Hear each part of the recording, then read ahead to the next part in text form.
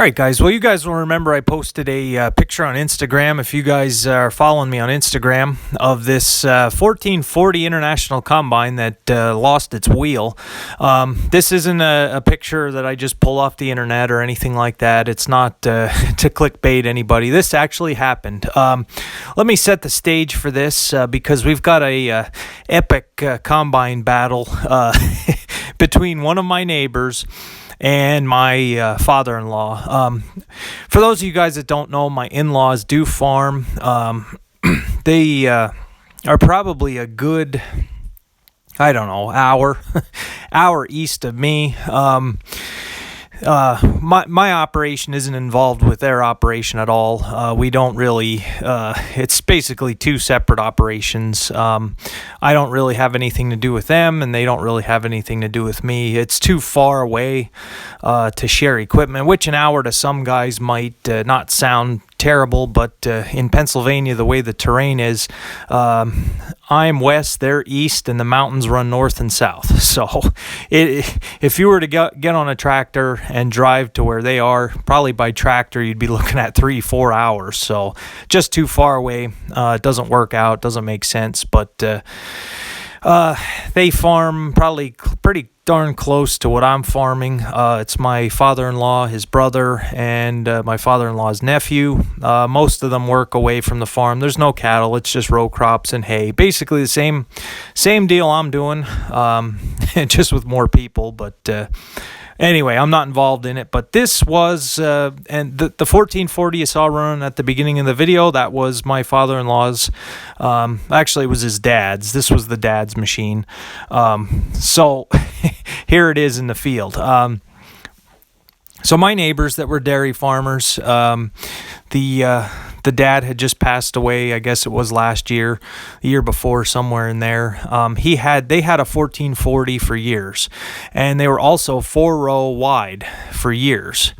And this retired dairy farmer, he didn't really retire. He pretty well worked up until he couldn't work anymore, and then his health kind of failed him, and he had passed away. But he had told me he was about 86, 85 when he told me this, but he said the 1440 combine is not a 6-row machine. He said he knows what their 4-row wide was like on the hills, and he would not want a 6-row head on it. So that's, if you talk to him, that's what he said.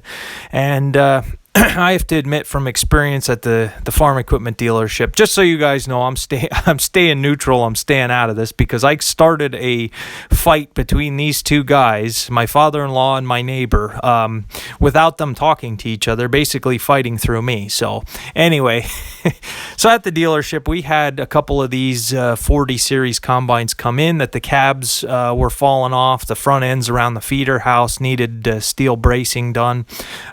We actually had to jack the cab of one of these things back with a chain binder, pull it back, and plate some of the metal that had tore on the around the feeder house. So my father-in-law says that now they had 5,000 hours or almost 6,000 hours on this 1440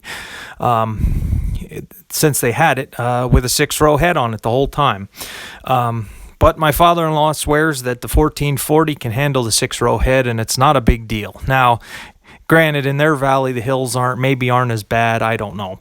Like I say, I'm trying to stay out of it, stay neutral here. But this 1440, all I can tell you is I know from experience the amount of work, and I used to help him out a little bit at one time when I wasn't farming. He had to change the rims, or he either changed them or had them plated on this because the rims for the drive tires were cracking always. He had to weld rings in there, get rings welded in to beef up the rims because the rims had cracked. He also had the feeder house off, and the whole front end of this machine had to be beefed up with extra steel so that it could take the 6-row head. So he did that to it. I know it was at least 3-4 times on both sides that the rims were cracked out, that he had them welded till he finally decided to beef it up. I remember seeing the cracks in the front of the machine where the feeder house bolted or went into. Just large stress fractures in the steel. and he did a lot of work on it. So this picture was actually 2 years ago. He was coming through the field with a full bin and had hit a groundhog hole that he didn't see, and basically the whole machine just collapsed. The axle broke off here. You can see the tire went into the side of the machine, had it all smashed up.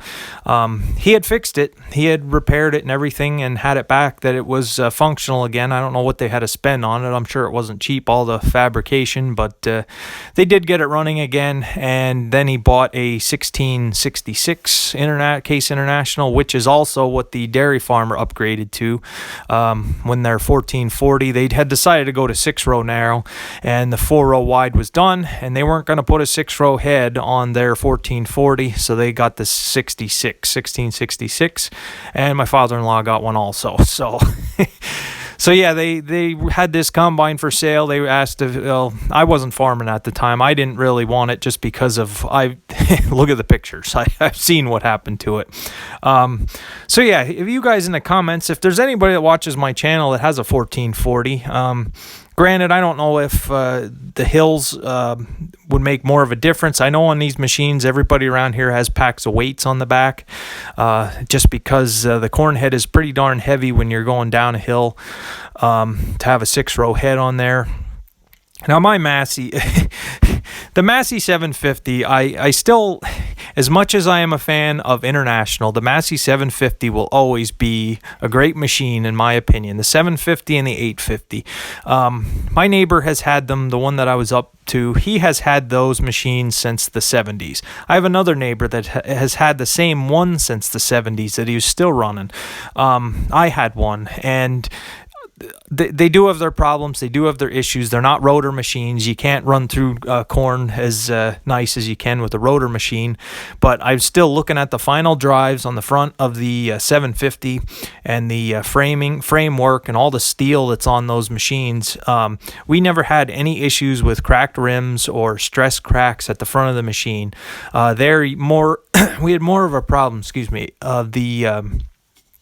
the drive, the header drive, that shaft that goes across there, would tend to break depending on what you were doing. But I don't know. I don't want to get in the middle of it. I don't want to say something here and post it on the internet and start a riot here or anything. But I don't know. I had one neighbor that said a 1440 was a 4-row machine. You could go 4-row wide and that was it. It's not heavy enough to take a 6-row head. Well, like I say, my father-in-law's here. Granted, it had 6,000 hours on it. So 6,000 hours on a combine, you're going to have some stress issues over time. But yeah, that's just what happened there. I just figured I would show you guys a little bit of what happened there. Some combine damage. But yeah, they managed to get this fixed. They managed to get it all put together. Here's some video of last year's harvest. The green paint for the John Deere guys. Try to include a little John Deere here too on the channel. But yeah, they should be coming back with this machine again, hopefully pretty soon. It is pouring down rain outside again. We do not need any rain, but here it is, calling for 2 more inches. So harvest is going to be delayed, and it's starting to make me nervous, but whatever. It is what it is. So yeah, comment below. I'd like to hear the any problems you guys that have International machines, if you have one, if you ran one. If I would get a machine, I don't think I would want a 1440. I'd probably opt for I'd start probably around the 1460 series, and then or the 1600 series, just based on what I've seen, what other guys have said. If I do ever decide to upgrade or get a machine, time will tell there. But for now, these guys are efficient, and it's fairly cheap, and they are buying the grain, and I have a great relationship with these guys, so it's going to be business as usual, at least for a couple more years. But yeah, I just figured I'd show you guys that. My in-laws do farm. They're just too far away. I know it's an hour, but it's still hauling machines back and forth to be able to help each other just isn't efficient. And like I say, they got 3 guys in their operation with a similar size to what I'm doing here. Now, granted, they do some custom work, so that keeps them. I think they have a big square baler that they custom bale for some people, so they do get probably more acres and hours on equipment than I do, but still, they're in good shape. And anybody who works with family probably would say you're better off being a one-man show anyway. So I just had to throw that in there in the end of the video. So thanks for watching, guys. Plenty more to come, hopefully, and stay tuned. I'll see you guys tomorrow.